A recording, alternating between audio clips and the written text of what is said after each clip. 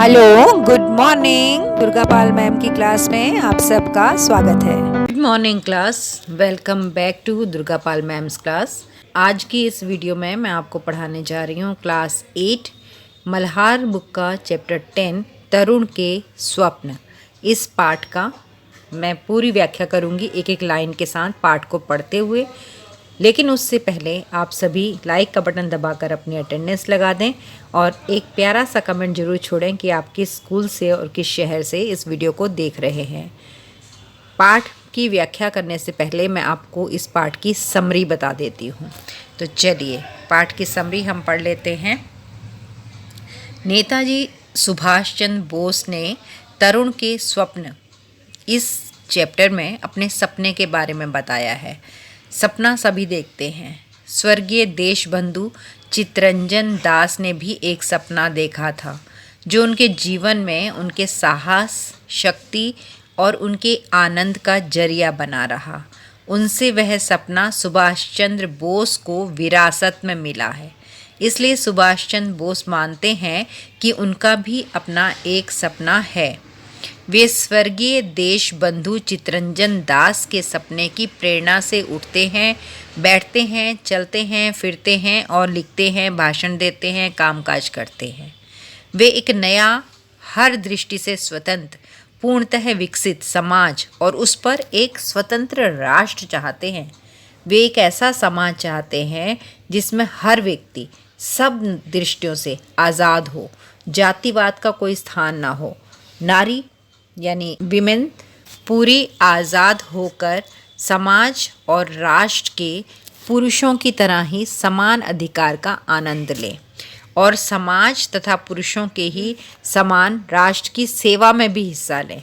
धन संपत्ति की कोई कठिनाई ना हो, हर आदमी शिक्षा और उन्नति का समान अवसर मिलता रहे हर इंसान को। किसी के काम और परिश्रम को पूर्ण सम्मान दिया जाए और आलस और कामचोरी के लिए उस समाज में कोई जगह न हो। वह राष्ट्र किसी भी विभिन्न जातियों और वर्गों के प्रभाव से हर प्रकार से मुक्त हो, मतलब जाति भेद ना हो।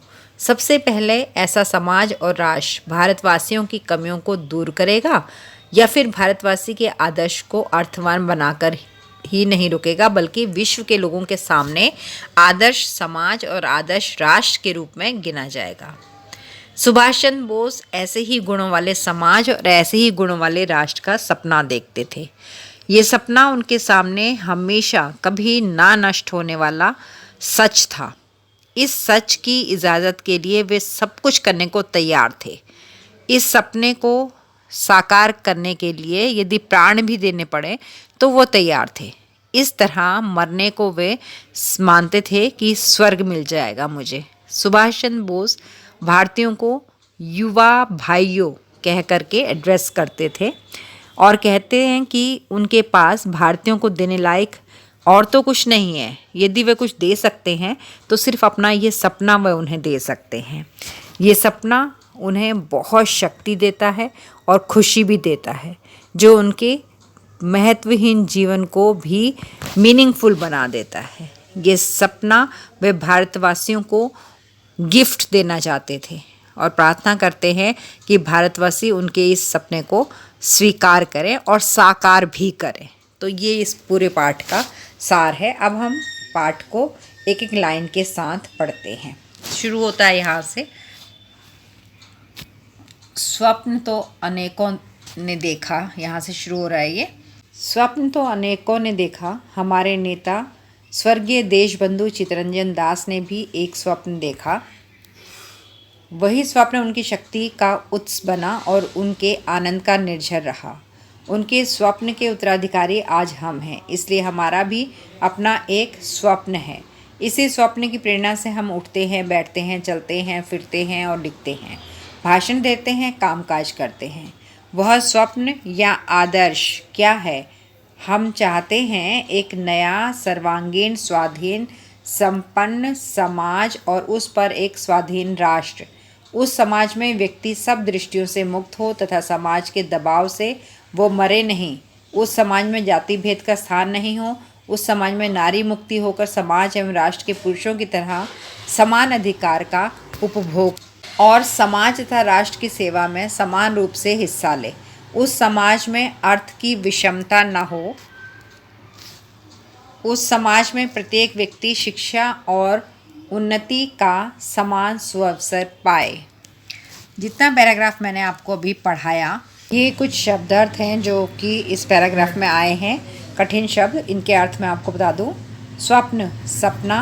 स्वर्गीय, जिसका निधन हो चुका हो, जो अब जीवित ना हो, यानी कि मरा हुआ। उत्स, जल का स्रोत। निर्झर, झरना। आनंद, खुशी। निर्झर, पानी का झरना या जलप्रपात यानी वाटरी बॉडी। उत्तराधिकारी, वारिस। आदर्श, प्रतिमान या नमूना। सर्वांगीण, जो सभी अंगों से युक्त हो, हर दृष्टि से या हर बात में। स्वाधीन, स्वतंत्र। संपन्न, पूर्णतः विकसित। उपभोग, किसी वस्तु का इस्तेमाल या व्यवहार का सुख, विशेष सुख। अर्थ, धन, संपत्ति। विषमता, कठिनाई, प्रतिकूल, विपरीत, विकट स्थिति। इस पैराग्राफ में सुभाष चंद्र बोस बताते हैं कि सपना तो बहुत सारे लोग देखते हैं। उन सभी में नेता स्वर्गीय देशबंधु चित्तरंजन दास ने भी एक सपना देखा था। उनका देखा गया वही सपना उनकी शक्ति का स्रोत बना, सोर्स ऑफ एनर्जी, और उनकी आनंद अथवा खुशी का मानो झरना बना रहा। कहने का मतलब ये है कि स्वर्गीय देशबंधु चित्तरंजन दास ने जो सपना देखा था वो उनके जीवन में उनकी साहस, शक्ति और आनंद का जरिया बना। मतलब उस सपने के कारण उन्हें हिम्मत मिलती थी, पार मिलती थी और उन्हें खुशी मिलती थी सपने के कारण। उनके उसी सपने के वारिस सुभाष चंद्र बोस अपने आप को मानते हैं। जब सुभाष चंद्र बोस भी उनका वही सपना लेकर जीते थे। उनको भी लगता था कि मुझे भी यही सपना अपना पूरा करना है, ये मेरा भी सपना है, मैं भी चाहता हूँ ये करना। यानी उनसे चित्तरंजन दास जी से वो सपना सुभाष चंद्र बोस को विरासत में मिला है। इसलिए सुभाष चंद्र बोस मानते हैं कि उनका भी अपना एक सपना है। वे स्वर्गीय देशबंधु चित्तरंजन दास के सपने की प्रेरणा से उठते, बैठते, चलते, फिरते, लिखते, भाषण देते, सब काम वो उसी सपने के कारण ही करते हैं। इस सपने या आदर्श के बारे में सुभाष चंद्र बोस हमें यहाँ पर बता रहे हैं कि मेरा सपना क्या है। वो एक नया, हर दृष्टि से स्वतंत्र, पूरी तरह से विकसित समाज और उस पर एक इंडिपेंडेंट कंट्री चाहते हैं। वे एक ऐसा समाज चाहते हैं जिसमें हर व्यक्ति सब दृष्टियों से आज़ाद हो, मतलब हर तरह से आज़ाद हो। सिर्फ आज़ाद देश में न रहता हो, बल्कि हर तरीके से मनुष्य आज़ाद हो और समाज के दबाव से आकर वो मरे नहीं। यानी समाज के दबाव में वो कोई भी ऐसा गलत काम ना करे। कोई भी काम वो करे लेकिन किसी के दबाव में ना करे, आज़ादी से अपने विचारों से वो कोई भी काम करे। उस समाज में जाति भेद यानी कि जातिवाद का कोई स्थान ना हो। ये ब्राह्मण है, ये ठाकुर है, ये है, ये वो है, इस तरह का जातिवाद नहीं होना चाहिए। और उस समाज में विमेन को भी पूरा आज़ादी मिलनी चाहिए। वो एक ऐसा समाज बनाना चाहते थे सुभाष चंद्र बोस, ऐसा देश बनाना चाहते थे जिसमें पुरुष और स्त्री दोनों के अधिकार समान हों और साथ ही किसी भी वस्तु का इस्तेमाल कोई भी व्यक्ति अगर करे तो उस वस्तु को वो सुख से भोगे। समाज और पुरुषों के ही समान राष्ट्र की सेवा में हिस्सा भी ले। मतलब मनुष्य अपने सुख की तो सोचे लेकिन अपने देश की सेवा भी हर मनुष्य करे। वो ऐसा समाज बनाना चाहते थे जिसमें धन संपत्ति की कोई कठिनाई ना हो, मतलब कि देश में खूब धन हो, खूब पैसा हो। उस समाज में प्रत्येक व्यक्ति शिक्षा और उन्नति का समान अवसर प्राप्त करे, हर इंसान को पढ़ाई करने का मौका मिले और हर इंसान को प्रोग्रेस करने का मौका मिले। मतलब हर इंसान पैसा कमाए और इतना कमाए कि उसका जीवन बहुत अच्छे से चले। कहने का मतलब ये है कि सुभाष चंद्र बोस, स्वर्गीय देशबंधु चित्तरंजन दास, ये दोनों एक संपन्न, समृद्ध और विकसित समाज और राष्ट्र यानी कि अपने देश को ये बहुत ही संपन्न बनाना चाहते थे। बहुत संपन्न का मतलब बहुत पैसे वाला, जिसके अंदर, जिस देश में सारी सुविधाएं हों, सारा विकास किया हुआ देश हो, बहुत पैसा हो, हर इंसान के पास काम हो, हर इंसान की इच्छाएं पूरी हो रही हों और सारी जनता जो उस देश में रहे वो सुखी रहे। ऐसे समाज की कल्पना ये लोग करते थे, दोनों के दोनों, स्वर्गीय देशबंधु चित्तरंजन दास भी और सुभाष चंद्र बोस भी। यही इनका सपना था। आगे वो लिखते हैं, जिस समाज में श्रम और कर्म की पूरी मर्यादा होगी और आलसी तथा अकर्मण्य के लिए कोई स्थान नहीं रहेगा। वह राष्ट्र किसी भी विजातीय प्रभाव से हर प्रकार से मुक्त रहेगा। जो राष्ट्र हमारे स्वदेशी समाज के यंत्र के रूप में काम करेगा, सर्वोपरि वह समाज और राष्ट्र भारतवासियों का अभाव मिटाएगा या भारतवासी के आदर्श को सार्थक बनाकर ही स्थिर नहीं होगा, बल्कि विश्व मानव के समक्ष आदर्श समाज और आदर्श राष्ट्र के रूप में गणनीय होगा। मैं ऐसे समाज और ऐसे राष्ट्र का ही स्वप्न देखता रहा हूँ। यह स्वप्न मेरे समक्ष नित्य एवं अखंड सत्य है। इस सत्य की प्रतिष्ठा के लिए सब कुछ किया जा सकता है, हर प्रकार का त्याग किया जा सकता है, हर संकट को सहा जा सकता है और इस स्वप्न को सार्थक बनाने के दौरान प्राण देना भी है तो वह मरण है स्वर्ग समान। हे मेरे तरुण भाइयों, तुम्हें देने लायक मेरे पास कुछ भी नहीं है सिर्फ यही स्वप्न जो हमें असीम शक्ति और अपार आनंद देता है, जो मेरे शुद्र जीवन को भी सार्थक बनाता है। यह स्वप्न मैं तुम्हें उपहार स्वरूप देता हूँ, स्वीकार करो। अब ये हैं इस पैराग्राफ में आए हुए कठिन शब्द जिनके अर्थ मैंने यहाँ लिखे हैं। श्रम, मेहनत, परिश्रम, कर्म, कार्य, काम, मर्यादा, सीमा, हद, परंपरा आदि द्वारा निर्धारित सीमा, अकर्मण्य, निठल्ला, निकम्मा, कामचोर, विजातीय, भिन्न जाति या वर्ग का या दूसरी जाति का, स्वदेशी, अपने देश का, अपने देश से संबंध रखने वाला, अपने ही देश में निर्मित, यंत्र, मशीन, कल, औजार, सर्वोपरि, जो सबसे ऊपर या बढ़कर हो, अभाव, कमी या त्रुटि, सार्थक, जिसका कुछ अर्थ हो, अर्थवान या फिर अर्थ वाला, स्थिर, दृढ़, पक्का, निश्चय, गतिहीन, समक्ष, सामने, गणीय, गिनने योग्य, प्रतिष्ठित, नित्य, हमेशा सदा, अखंड, जिसके खंड ना हों, संपूर्ण या अविभाजित,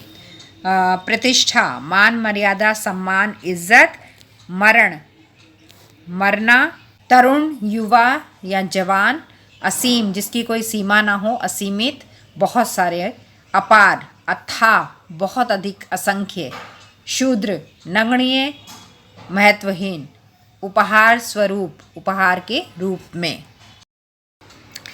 इन पंक्तियों में सुभाष चंद्र बोस जिस समाज का सपना देखते थे, उस समाज में परिश्रम और काम को परंपरा आदि द्वारा निर्धारित सीमा से देखा जाएगा, अर्थात किसी के भी काम को और परिश्रम को पूरा सम्मान दिया जाएगा।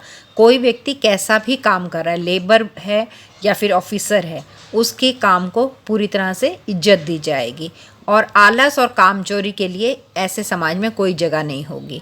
वह राष्ट्र किसी भी विभिन्न जातियों या वर्गों के प्रभाव से हर प्रकार से मुक्त रहेगा। मतलब कोई ब्राह्मण नहीं है, कोई नीची जात का नहीं है, कोई अमीर नहीं है, कोई गरीब नहीं है, तो वो ऐसा समाज का सपना देख रहे थे जिसमें ये सब नहीं होगा। सुभाष चंद्र बोस जी के सपनों का राष्ट्र अपने ही देश में निर्मित समाज की मशीन और औजारों के रूप में काम करेगा। वो चाहते थे कि हमारे देश में जितने भी मशीनें और औजारों की ज़रूरत है वो अपने ही देश में बनना चाहिए, पूरी मशीनरी हमारे यहाँ होनी चाहिए, हम कुछ भी बाहर से ना खरीदें। सबसे पहले ऐसा समाज और राष्ट्र भारतवासियों की कमी को दूर करेगा। अगर ऐसा समाज बन जाता है तो भारत में रहने वाले लोगों में जो कमियां हैं वो खत्म हो जाएंगी। भारतवासी के आदर्श को अर्थवान बनाकर ही नहीं रुकेगा, बल्कि विश्व के लोगों के सामने आदर्श समाज और आदर्श राष्ट्र के रूप में गिना जाएगा। यानी अगर हम सारी मशीनरी, सारे इंस्ट्रूमेंट्स हम अपने ही देश में बनाने लग गए तो हम पैसे वाले देश, रिच कंट्री नहीं हो जाएगा भारत, बल्कि पूरे वर्ल्ड में हमारे देश का नाम होगा और सब हमारे देश को सबसे ऊपर रखेंगे।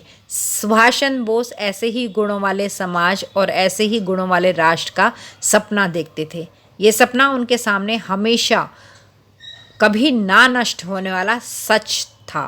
वो ये कहते थे कि ये हमेशा के लिए सच है। मतलब कि हर टाइम में जब भी मेरे बाद के लोग होंगे, अगली पीढ़ी आएगी, तो वो लोग भी, उन लोगों को भी इसी की ज़रूरत है। ये हमेशा के लिए सच है ये कि हमें अपने देश को रिच बनाना ही है।